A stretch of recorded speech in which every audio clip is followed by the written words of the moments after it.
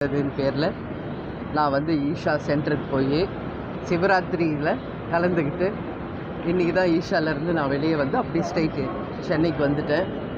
So ரொம்ப நல்ல ஒரு எக்ஸ்பீரியன்ஸ் இருந்தது ஈஷாவில். ஸோ மெடிடேஷன், யோகா எல்லாமே.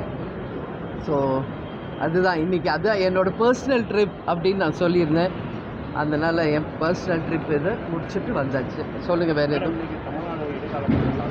ஆமாம், இல்லை நான் வந்து அங்கே டிவி எல்லாம் இருக்காது, உங்களுக்கு தெரியும்.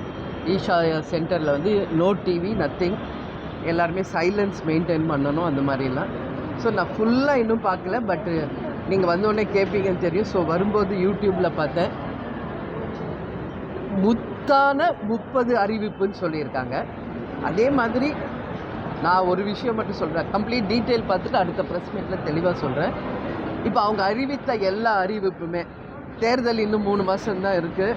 ஸோ அதில் வந்து உடனடியாக இம்ப்ளிமெண்ட் பண்ண முடியுமா, இல்லை தேர்தல் முடிஞ்சு வருகின்ற ஆட்சி அவர்கள் தான் இம்ப்ளிமெண்ட் பண்ண முடியுமா என்ற கேள்விகள்லாம் இருக்குது.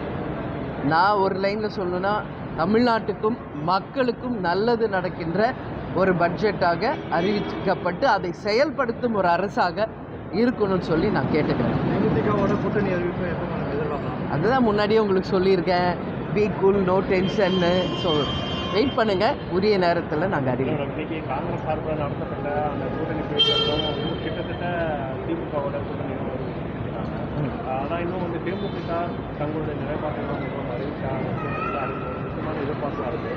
எந்த மாதிரி இப்போ ஆட்சியில் பங்குன்ற ஒரு விஷயம் வந்து மெயினாக போயிட்டதுனால அதை நோக்கி ஆட்சியில் பங்குன்ற நோக்கி தேமுதிக நடக்கிற வாய்ப்பு இல்லை, நான் ஏற்கனவே பல ப்ரெஸ் மீட்டில் சொல்லியிருக்கேன், அப்படி ஒரு வாய்ப்பு வந்தால் நல்லது, தமிழ்நாட்டுக்கும் மக்களுக்கும் அது ஒரு நல்ல வாய்ப்பாக, ஒரு மாற்றமாக இருக்கும் அப்படின்னு நான் பல ப்ரெஸ் மீட்டில் சொல்லியிருக்கேன்.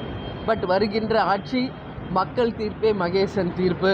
எனவே மக்கள் தான் அதற்கான எஜமானர்கள். பார்க்கலாம், ரிசல்ட் வரட்டும். உண்மையிலே அப்படி ஒரு சூழல் வருகிறதா இல்லையா என்பதை நான் பொறுத்திருந்து தான் பார்க்கிறேன்.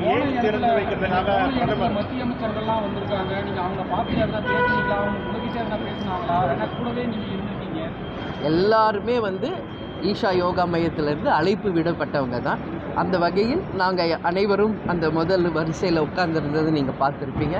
அந்த வகையில் மரியாதை நிமித்தமாக நம்மளுடைய மத்திய அமைச்சர் ராஜ்நாத் சிங், அதே மாதிரி நம்மளுடைய எல் முருகன், என் பக்கத்தில் அமைச்சர் வேலுமணி, பாண்டிச்சேரியிலிருந்து வந்த அமைச்சர்கள் எல்லாருமே நான் பார்த்தேன். எல்லாருமே ஒரு மரியாதை நிமித்தமாக என்கிட்ட பேசினாங்க. நானும் மரியாதை நிமித்தமாக அவங்களிடம் பேசினேன்.